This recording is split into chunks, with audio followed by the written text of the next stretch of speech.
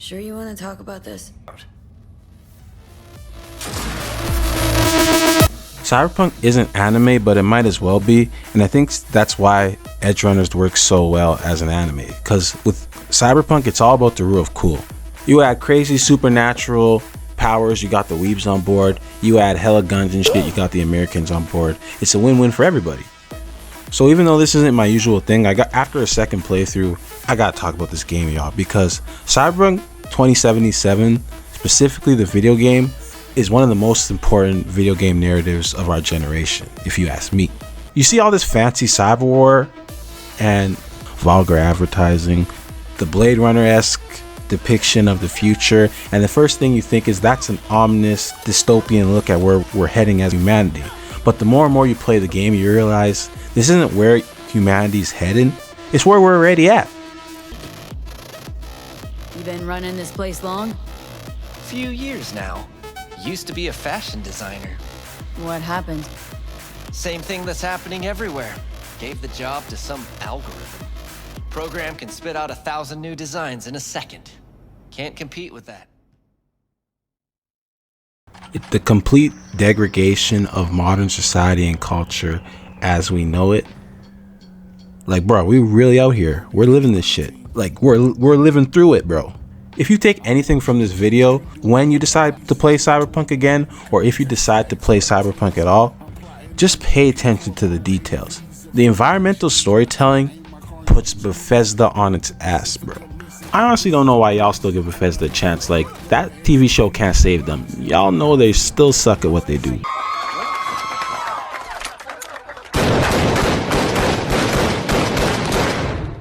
Like, really look. I'm talking about sightseeing, eavesdropping, conversations, really paying attention to the surrounding. Really pay attention to the details, because they really be beating you over the head with these tragedy motifs. And it honestly borderlines on comedy how dramatically degenerate the people are in this game. Now, I could paint the sidewalk with your guts, but that wouldn't get me what I'm owed. You wanna... Go on, son! Webster defines the nigger moment as a moment when ignorance overwhelms the mind of an otherwise logical Negro man. What did you say, bitch, nigga? Hey, squeeze it, nigga! But is it really that far from the truth, though? Honestly, it's just a massive caricature of American culture, right down to its memes and inspiration. And at the end of the day, bro, I am locked in. Wait a sec, is that Wesley Snipes? Oh shit, nigga! I can't let this game out of my mind. Some of y'all who have played this game know exactly how I feel and why after a second Phantom Liberty playthrough, I just need to talk about it with somebody. I just can't let this shit go. I'm obsessed. This game grips you on its immersion. It just really grips you. Like, there's so much interconnected lore, and I never care about lore. Like, this shit got me watching hour-long Black Wall lore videos. Bro, I'm cooked. I don't know what to tell you. We're not fucked. We are totally fucked. And not just fucked. Like elephant dick, pound in the ass, no reach around job. Also, fuck President Myers. All my homies hate President Myers. I didn't know I showed up to play this game just to get disrespected. Like, that's crazy to me. I'm not gonna ruin no endings. Y'all know if you know what ending I get. But that's besides the point. Old George Bush looking ass bitch. You can't even go on a side quest without it leading to some kind of moral dilemma. Your choices actually matter, but even when they don't in this game, the illusion of choice is so strong that it still holds some sort of meaning, if not just to make you reflect on who you are as a person. No matter how many times I reload a save, I still feel like a fucking dick when I fuck people over. And it doesn't need a goofy ass karma system to make you feel that. Sometimes there's no negative consequences at all. Just your bad decisions you gotta live with. Sometimes doing the right thing fucks you over. Sometimes there's no negative consequences to your own bad choices, and it's vice versa. There's so many layers on top of layers to this game. I'm not even talking about the city. There's so many secret encounters, extra conversations, side quests, hidden content and scenarios, little Easter eggs, and most of this stuff is stuff they know people are completely gonna overlook.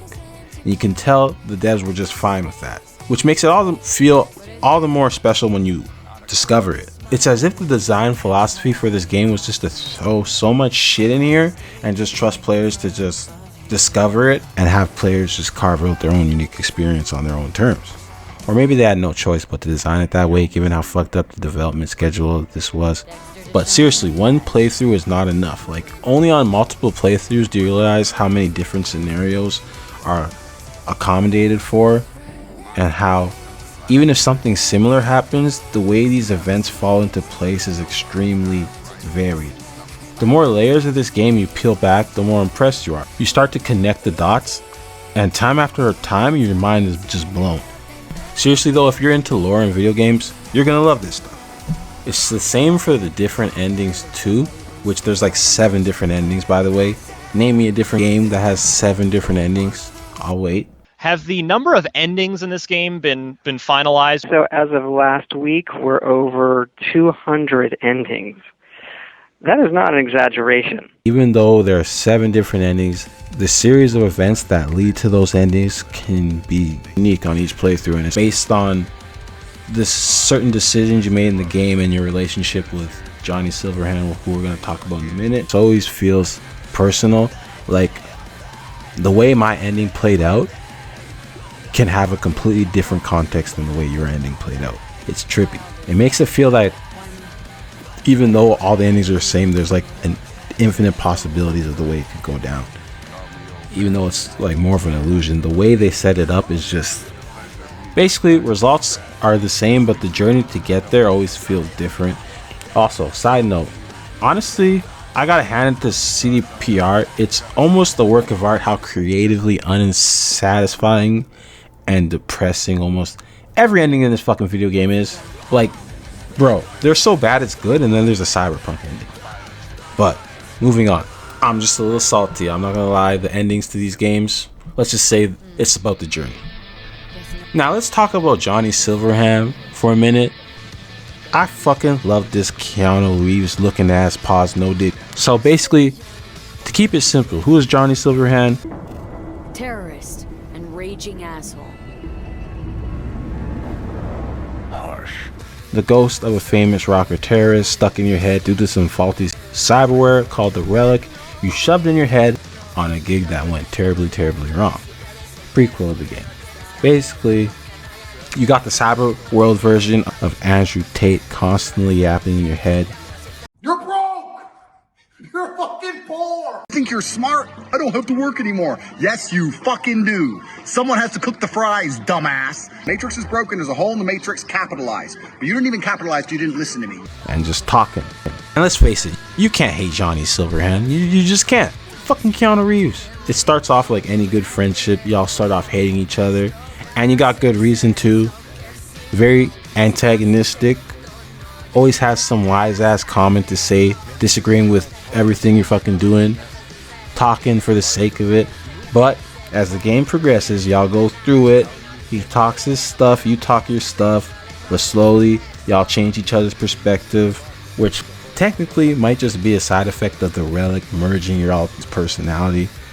Or it could just be two people bonding. I like to think it's both. But seriously, at the end of the day, you can't help but feel for the dude after just, going through it. I mean, seriously, who doesn't like Johnny? If you don't mess with Johnny Silverhand by the end of the game, I don't know who you are. Johnny can make you laugh your ass off. He can piss you off. But at his best, he makes you question yourself. And here we are going down, down, down the rabbit hole into the heart of darkness. Tell me you've got a plan. Plans to save our lives, Johnny. Been that all along. Our lives, huh? Mean yours, don't you? At its best, the game feels like it's jumping out of the screen and holding a mirror up to your soul. It's not so much the end of the journey, but about the experience and how it makes you feel and how it makes you just reflect on the game, but not only that, your own life.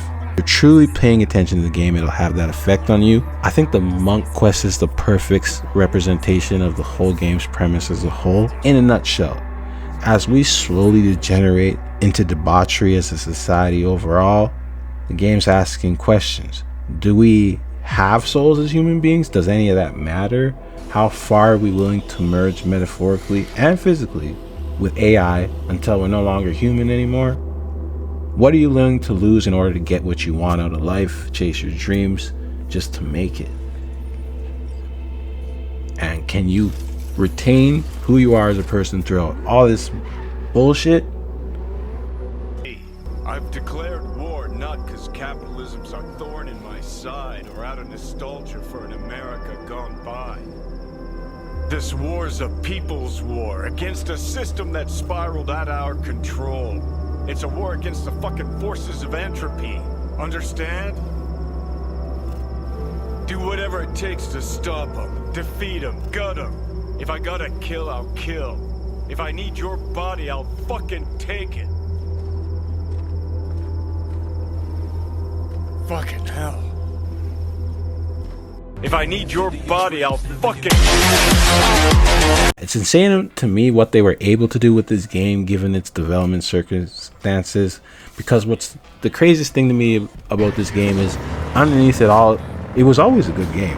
Underneath all that controversy, it was just hidden underneath a shit ton of game-breaking bugs and corporate greed. Ironically, the same corporate greed the game is criticizing. But yeah, and by the way, game's still buggy as hell, but not so much in a game-breaking way, but more of a Fallout 4 funny kind of way. And combat, it's goofy as hell, but in like the best way possible. And I think the fact that they overhauled the combat multiple times is proof of what I'm saying right now. I'm kind of torn. On one hand, it's serviceable, like it perfectly fulfills a cyberpunk power fantasy, and I mean, in a storytelling perspective, V basically is the chosen one of this game, which is to say they have massive plot armor. And yeah, the gameplay definitely makes you feel like that, nigga. But at the same time, it also makes the combat sort of a joke, like let's be real. Even on the highest difficulty setting, with a half-decent build, the game is light work. And when you do die on the highest difficulty settings, it feels more like the game's cheating than you actually having a flaw in your skills or whatever. And yeah, with the latest overhaul to gameplay, the game definitely feels more balanced, but at the same time, I've lost the ability to do all the absolutely wacky, busted, so bad it's good and funny shit I could do before it got patched. So yeah, now I'm even more torn about how I feel about the combat. But at the end of the day, you can just shut your brain off and have a great time with the gameplay, and that's what matters most, right? So, and as interesting as the game's themes are, they are hella reoccurring. Like, they beat your head repeatedly with the tragedy in this game. Like, bro, we get it. Everybody in this city ain't shit. There's no happy endings. Corporals always win. Life's a bitch and then you die. Like, can I breathe, bro? Can I live? Also, dialogue in this game walks a balancing act between masterful to cringeworthy. It's just that the game be doing too much sometimes. It leans like a little too hard into I'm a video game but I really want to be a movie so bad type territory. Seriously, the way this game strings some sentences together, it's like people do not be talking like that. Phone. El Cap handing out bribes? I'm shocked. There an honest cop left in this city? Sometimes I gotta replay what the person said once or twice just because I'm like, what did you just say? And just to be clear, I'm not talking shit about the way they created their own slang in this game. Like, I'm just talking about the writing in general. And to the people in the back, they still butthurt about how bad they lied to us about this game. Yes, it's true. CDPR false advertised the crap out of this, and they made us think this game was really something it wasn't. But the moment I stopped seeing this game as a create your own character, do anything you want RPG, and I see it more like an action adventure where you're more in control of the outcome of the main character, it feels way better. Basically, it's a choose your own adventure ass game, as the kids would say. But seriously, having no expectations on the game can seriously change your outlook on it. If you're still here, leave a comment that will make somebody who hasn't played the game before want to play the game. No spoilers. That's all I gotta say. Peace.